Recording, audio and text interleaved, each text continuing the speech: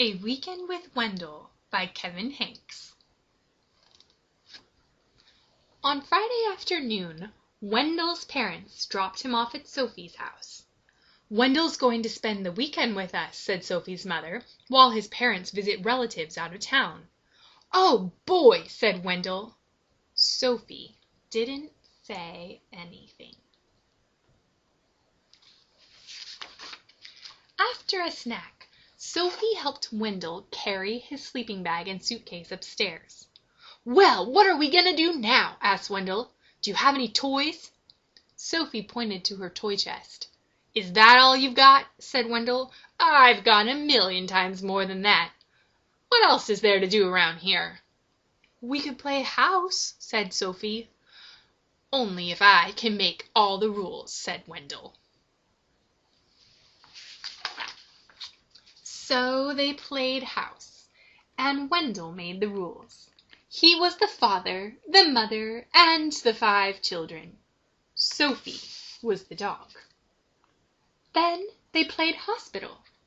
Wendell was the doctor, the nurse, and the patient. Sophie was the desk clerk. Then they pretended they worked in a bakery. Wendell was the baker, and Sophie was a sweet roll. "Isn't this fun?" said Wendell. Sophie didn't say anything. At dinner, Wendell said that he was allergic to anything green, so he didn't have to eat his vegetables. And then, when Sophie wasn't looking, he scooped the whipped cream off her dessert. "When is Wendell leaving?" whispered Sophie. "Soon," said her mother. "Soon," said her father.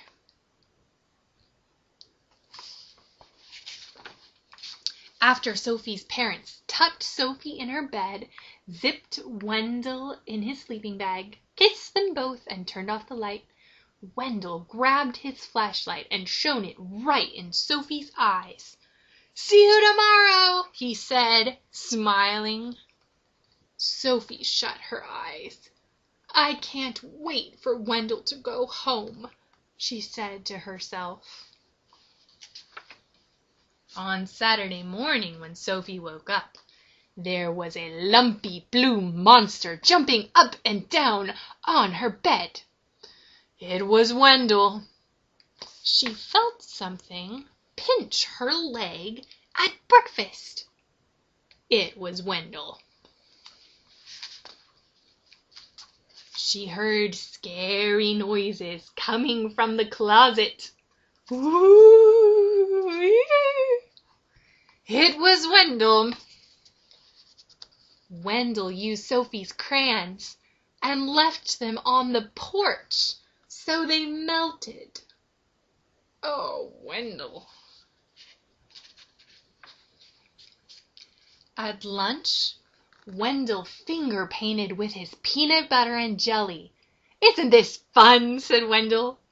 Sophie didn't say anything. "When is Wendell leaving?" whispered Sophie. "Soon," said her mother. "Soon," said her father.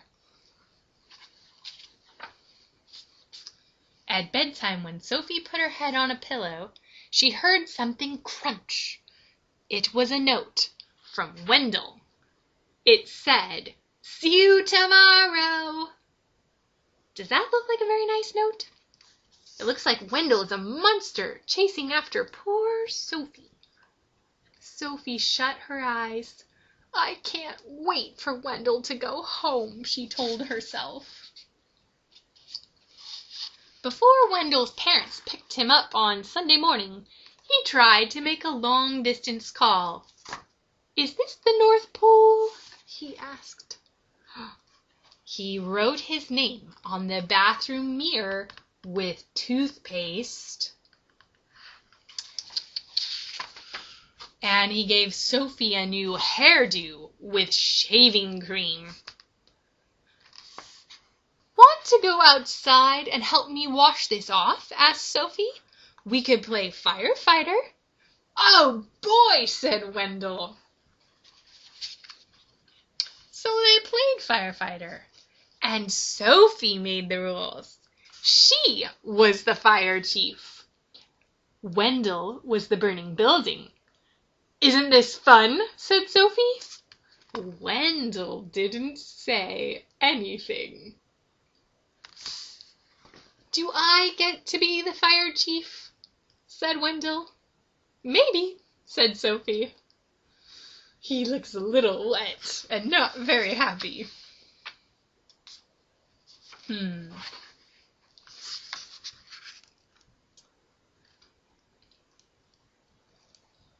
It looks like maybe they're learning to take turns.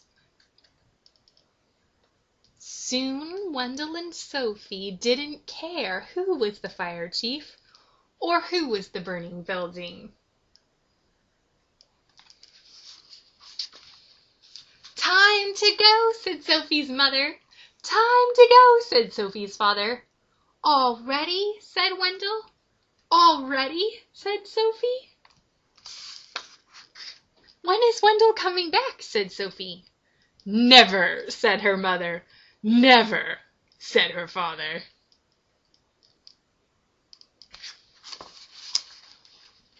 That afternoon, when Wendell unpacked his suitcase, he heard something crunch. It was a note from Sophie. It said, "I hope I see you soon."